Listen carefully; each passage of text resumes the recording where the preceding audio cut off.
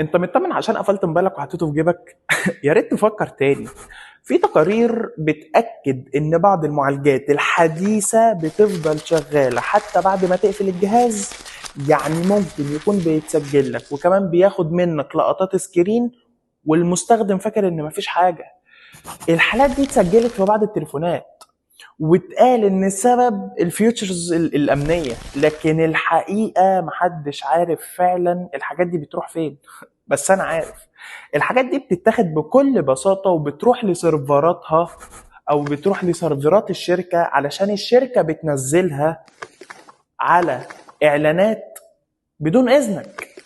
وهم ليه يجيبوا واحد ويدفعوا له فلوس مع انهم ممكن يجيبوا حد وشه ويركبوا عليها ذكاء اصطناعي، وفي نفس الوقت الاعلانات تنزل ويحققوا التارجت بتاعهم؟ طيب حاجه زي كده خد بالي منها ازاي؟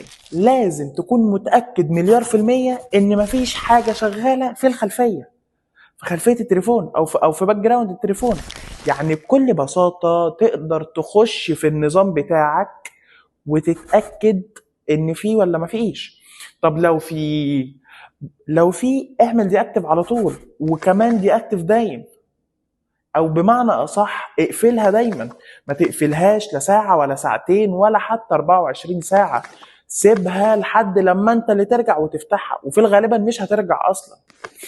بس السؤال بقى، هل اللي بيحصل كل الحاجات دي لو اجتمعت في مكان واحد هيبقى ايه الدنيا فيها؟